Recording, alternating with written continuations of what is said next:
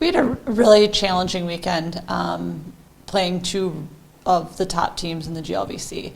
We knew both were going to be a challenge, and Saturday was obviously tough. We played Bellarmine.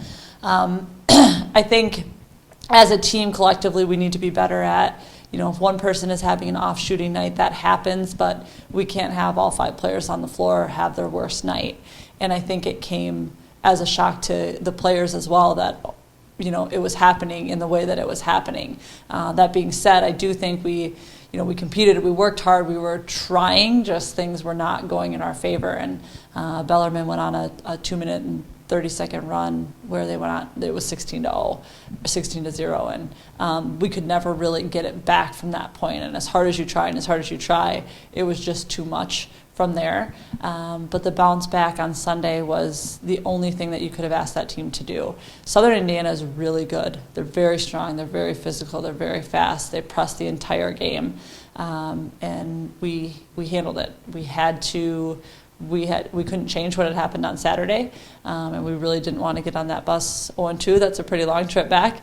And so they fought, they committed to it, and I think every player played at a very, very high level. We couldn't have been more proud at the way that they responded. They really wanted it, and they showed it.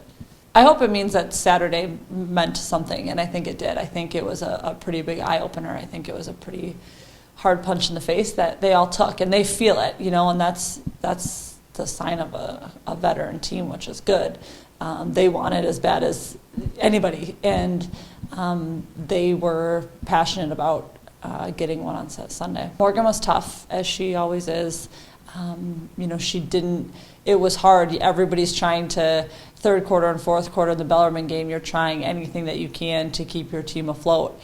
And on Sunday, I think she had our first 8 points or our first 6 points, but she came out of the gates and she wasn't losing. And, she made a couple really, really tough shots, but that's what got us going. She set the tone for the entire game, and it was, and everybody else followed. I think Brenna's another one who just realized that she is very valuable to what we're doing both offensively and defensively. And in order for us to win, it's going to be really hard. If she has a game like she did on Saturday and doesn't score and doesn't play to her potential on both ends of the floor, we're going to have a tough time winning. And I think she took that to heart. I think she understands that and she knows that. And then she completely rebounded on Sunday. This is our first game in GLIAC play. It's the South, so we only get to play them once before you potentially, hopefully, meet them in the playoffs. They are, last year was a game, it was tied with 3 minutes and 30 seconds left. They forced us into double-digit turnovers, 16 or 18, I think. They're a really good team.